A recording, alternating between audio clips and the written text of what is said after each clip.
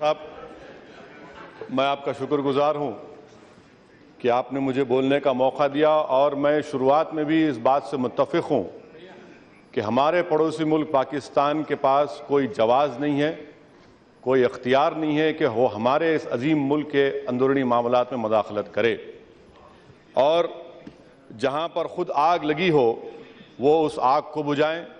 ہندوستان ایک عظیم ملک ہے، ایک عظیم جمہوریت ہے، اور جہاں پر ہم یہ بات کو مانتے ہیں کہ عظیم ملک، عظیم جمہوریت ہے، ہم کو یہ اپنے آپ سے سوال کرنا پڑے گا، اور خاص طور سے اقتدار کی کرسیوں پر بیٹھنے والے لوگوں سے ان کو یہ سوچنا پڑے گا کہ کیا کشمیری کو ہم ہندوستان کا اول درجے کا شہری مانتے ہیں یا نہیں مانتے ہیں، اور اگر ہم مانتے ہیں تو پھر آخر کیا وجہ ہے کہ 12 دن میں 1800 سے زائد لوگ زخمی ہوئے، جس میں سے قریب 600 لوگوں کو پیلٹ کی گولی سے زخمی کیا گیا، 125 لوگ گولی سے زخمی ہوئے ہیں، اور ان 600 پیلٹ کی زخمی ہونے والوں میں سے 150 لوگوں کی بینائی جا چکی ہے۔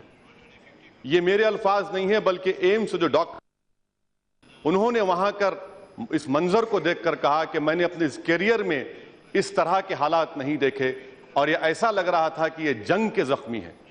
یہ سوال میرا حکومت سے ہے کہ اگر ہم کشمیریوں کو اول درجے کا شہری مانتے ہیں تو پھر اس طرح کا سلوک کیوں، اس طرح کا جبر کیوں؟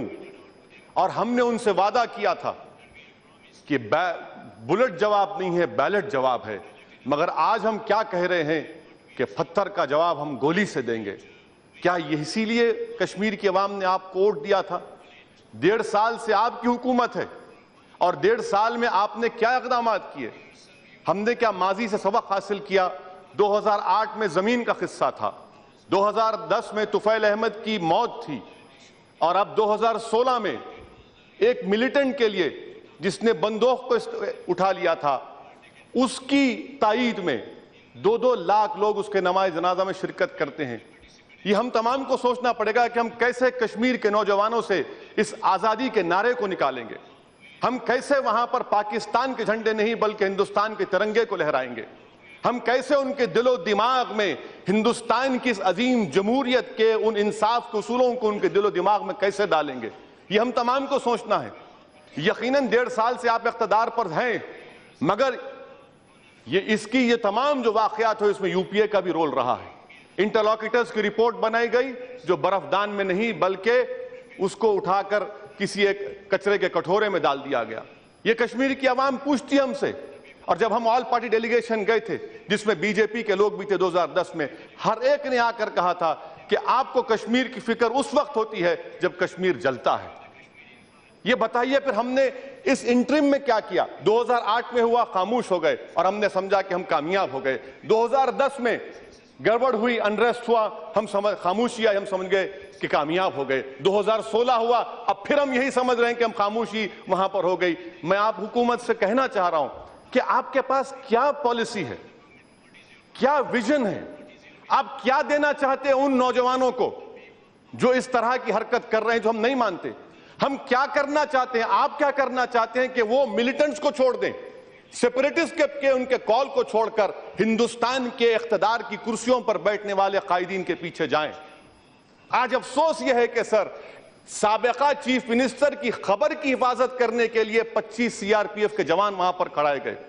میں یہ پہلی مرتبہ نہیں کہہ رہا ہوں، ہمارے معزز وزیر داخلہ جانتے ہیں کہ میں نے ہر بار اس مسئلے کو اٹھایا پچھلے 8 مہینے میں بار بار ان کی توجہ اس جانب مبذول کرایا کہ دیکھو ملیٹنٹ جو مر رہے ہیں ان کے نماز جنازہ میں ہزاروں لوگ شرکت کر رہے ہیں، یہ آپ کے لیے کافی تھا۔ کیا کر رہا ہے آپ کی آئی بی؟ اگر آئی بی نے رپورٹ بھیجائی تو آپ کو اقدامات کرنے چاہیے تھے۔ میرا حکومت سے مطالبہ ہے کہ آپ کا ایجنڈا آف الائنس ہے پی ڈی پی کے ساتھ، جس میں آپ نے کہا کہ افسپا کو نکالیں گے۔ 1.5 سال میں آپ نے افسپا کیوں نہیں نکالا؟ اقتدار تو آپ کے پاس ہے۔ آپ نے اپنے ایجنڈا آف الائنس کے ڈاکیومنٹ میں کہا کہ ہم ہر سٹیک ہولڈر سے بات کریں گے، سیپریٹسٹ سے بات کریں گے۔ آپ نے اس کا پولیٹیکل انیشیٹو، سیاسی اقدامات کی شروعات کیوں نہیں کی؟ آپ کے پاس تو 280 اراکین پارلیمان ہے، اتنی بڑی آپ کے پاس میجورٹی ہے، تو پھر ڈر کس بات کا آپ کو؟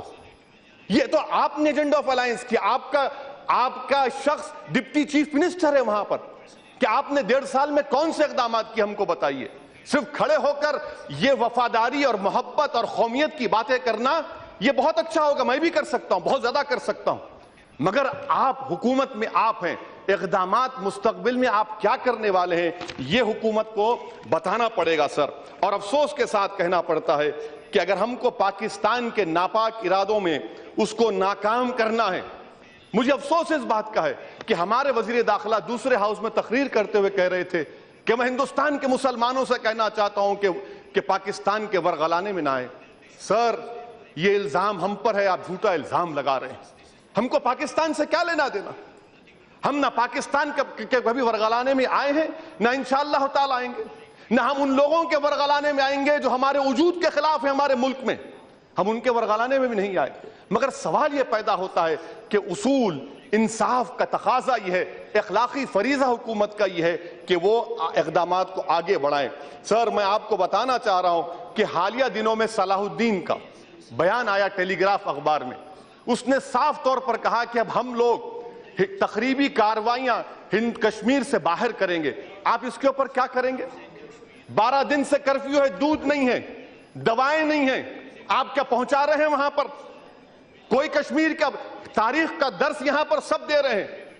مجھے تاریخ معلوم، میں نے پڑھی تاریخ، اے جی نورانی کی کتاب پڑھی ڈسٹرکشن آف کشمیر، مگر میں حقائق کو اس لیے بیان کر رہا ہوں کہ آج کی اس ایوان کی کارروائی کو کل مستقبل میں مورخ جب لکھے گا تو مورخ مجھ پر الزام یہ نہ لگائے کہ میں نے منافقت کی، میں نے چاپلوسی کی، بلکہ میں کوشش کر رہا ہوں کہ حقائق کو اس ایوان میں حکومت کے سامنے رکھوں۔ یہ حکومت کی غلطی ہے کہ 1.5 سال سے آپ سو رہے تھے۔ یہ آپ کی ریمبو اور جیمز بانڈ کی اپروچ نہیں چلنے والی ہے۔ آپ کو ایک سٹیٹسمین کا اپروچ اپنانا پڑے گا، اور اس سٹیٹسمین کا اپروچ اس بات کا آپ سے مطالبہ کرتا ہے کہ آپ بات چیت کا آغاز کریے، بلائیے ان لوگوں کو جن بچوں کے ہاتھ میں پتھر، میں مکمل کر رہا ہوں سر، جن بچوں کے ہاتھ میں پتھر ہیں ان کا ہاتھ پکڑیے۔ سر، کیا حکومت ایک کمیشن آف انکوائری بنائے گی تاکہ اس مرنے والے بچوں کو معلوم ہو سکے کہ ان کے ماں باپ کو کیوں مارا گیا ان کو؟ اگر ہم ہمدردی رکھتے ہیں تو الفاظ کی ہمدردی بہت ہو چکی ہے، ہر کشمیری یقین نہیں کرتا ہماری بات کو، وہ انصاف چاہتا ہے کیونکہ وہ ہندوستانی ہے۔ اور سر، جو آپ دیکھیے جو پیلٹ کی گولیاں ماری گئیں، پٹیدار کا ایجیٹیشن ہوا، جاٹوں کا ایجیٹیشن ہوا، کسی ایک کے اوپر آنکھ پر گولی ماری گئی؟ کسی ایک نے اپنی بینائی کھوئی؟ کیا کوئی یہ آپ خود سوچ لیجئے۔ اگر آپ میں انسانیت زندہ ہے تو میں آپ سے اپیل کر رہا ہوں کہ ہم اپنے سیاسی اختلافات سے اٹھ کر دیکھیں، ورنہ یاد رکھیے اگر کشمیر کمزور ہوتا رہے گا تو اس کا فائدہ ان عناصر کو ہوگا جو ہندوستان کو مستحکم نہیں دیکھنا چاہتے۔ اسی لیے کمیشن آف انکوائری بنائیے، اگر آل پارٹی ڈیلیگیشن بھی جائیے، اقدامات کریے، اپنے ایجنڈا آف الائنس پر کام کر کے دکھائیے، تبھی جا کر وہاں پر امن کو قائم کرنے کی شروعات ہوگی۔